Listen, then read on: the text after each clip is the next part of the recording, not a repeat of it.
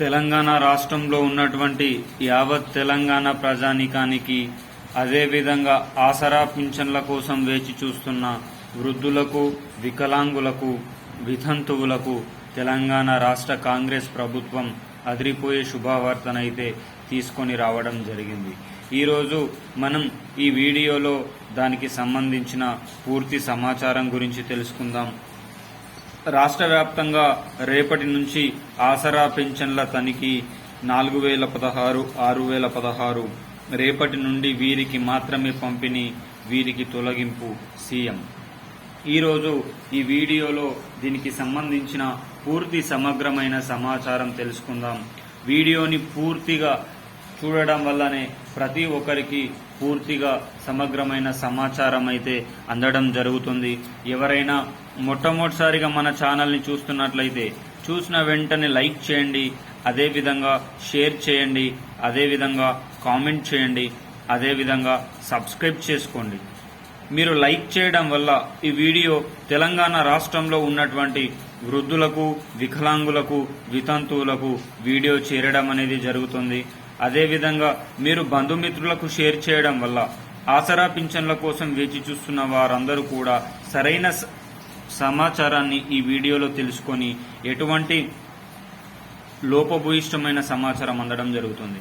మీరు కామెంట్ చేయడం వల్ల, మీ యొక్క సందేహాలను కామెంట్ చేయడం వల్ల నేను మీకు అత్యంత త్వరితగతన మీకు రిప్లై చేయడం జరుగుతుంది. తద్వారా మీ సమస్య కూడా తీరుతుంది. మీరు సబ్స్క్రైబ్ చేసుకోవడం వల్ల తెలంగాణ రాష్ట్ర ప్రభుత్వం నుంచి కానీ, ఆంధ్రప్రదేశ్ రాష్ట్ర ప్రభుత్వం నుంచి కానీ, కేంద్ర ప్రభుత్వం నుంచి కానీ ప్రభుత్వాలు ప్రవేశపెట్టే వినూత్నమైన ప్రజా సంక్షేమ పథకాలు ఎప్పటికప్పుడు సమయానుసారంగా, నిర్దిష్టానుసారంగా లోపభూయిష్టమైన సమాచారంతో మీ ముందుకు తీసుకొని రావడం జరుగుతుంది. తద్వారా ప్రతి ఒక్కరూ ప్రజా సంక్షేమ పథకంలో భాగమై ప్రతి ఒక్కరికి ఈ ప్రజా సంక్షేమ పథకానికి సంబంధించిన డబ్బుల పంపిణీ కార్యక్రమంలో తమ పేరు అయితే ఉండడం అయితే జరుగుతుంది. ఇక ఆలస్యం చేయకుండా వీడియోలోకి అయితే వెళ్ళిపోదాం.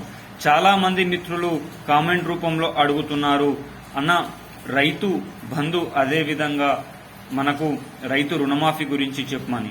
రైతు రుణమాఫీకి సంబంధించి ప్రభుత్వం అయితే 30,000 కోట్ల రూపాయలను బాండ్ల రూపంలో, డబ్బుల రూపంలో అయితే తీసుకోవడం అయితే జరుగుతుంది. ఇది మన అందరికీ తెలిసిన విషయమే.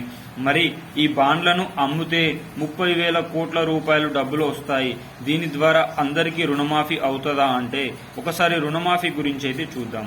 మనకు 2016 నుంచి 2018 వరకు రుణమాఫీ చేస్తే మాజీ సీఎం కేసీఆర్ గారు 16,750 కోట్ల రూపాయల ఖర్చు అయిందని పేర్కొనడం జరిగింది.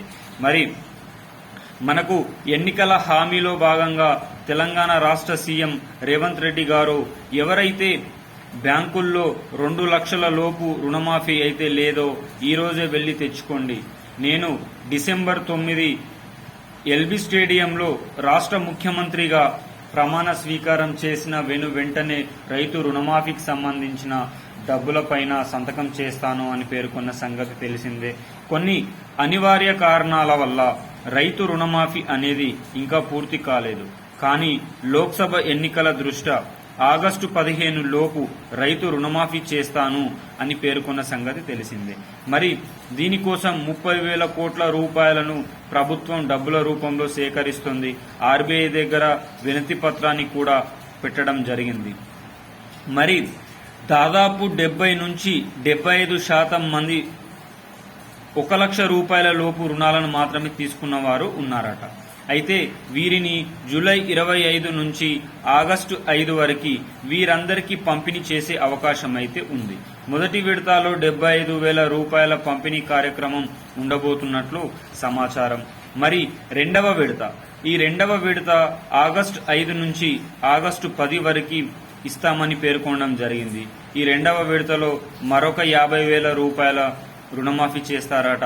ఆగస్టు 10 నుంచి 15 లోపు మరొక 75,000 రూపాయల రుణమాఫీతో మొత్తం 2 లక్షల రూపాయల రుణమాఫీ ఏకదఫాగా తెలంగాణ రాష్ట్ర కాంగ్రెస్ ప్రభుత్వం చేయాలని ఆలోచిస్తూ ఉంది. ఇదివరకే బ్యాంకులకు కూడా తన నివేదికను పంపింది. ఎవరైతే అర్హులుగా ఉన్నారో, ఎవరికైతే కట్ ఆఫ్ డేట్ కంటే కరెక్టుగా ఉందో వారందరికీ కూడా రైతు రుణమాఫీ అనేది చేస్తాం. బ్యాంకు అధికారులు వారందరికీ ఇబ్బంది పెట్టవద్దు, ఎలాంటి సమయంలో కూడా వారందరికీ ఎలాంటి ఇబ్బంది కలిగించవద్దు అని ప్రభుత్వం బ్యాంకులకైతే నివేదికనైతే ఇవ్వడం అయితే మరి జరిగింది. మరి ఈ కట్ ఆఫ్ డేటు 2018 నుంచి 2024 ఈ మధ్యలో తీసుకున్న వారందరికీ ఇస్తారా, లేకపోతే 2023 డిసెంబర్ 7న తెలంగాణ రాష్ట్ర కాంగ్రెస్ ప్రభుత్వం అధికారం చేపట్టక ముందు ఉన్న వారందరికీ ఇస్తారా అనేది తెలియాల్సి ఉంది. ఎక్కువ మంది అయితే 2018 నుంచి 2020 మధ్య కాలంలో ఉన్నవారు తీసుకున్న వారికి మాత్రమే ఇస్తారని ఊహాగానాలు రావడం అయితే జరుగుతుంది. దీనికి సంబంధించి ఈ అర్హుల లిస్టులను 2 లేదా 3 రోజుల్లో వస్తుంది కదా, అప్పుడు వచ్చినప్పుడు దీనికి సంబంధించిన పూర్తి సమాచారం అయితే ప్రతి ఒక్కరికైతే అందడం అయితే జరుగుతుంది.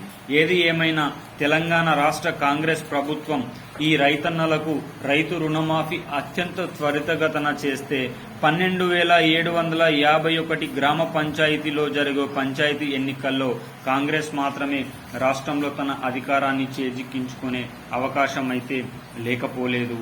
ఇక ఆలస్యం చేయకుండా ఈరోజు ఈ వీడియోలో ఆసరా పింఛన్ల గురించి మాట్లాడుకుందాం. ఇదివరకే జూన్ నెల ఆసరా పింఛన్ల పంపిణీ ప్రక్రియ చాలా జిల్లాల్లో మొదలు కావడం జరిగింది.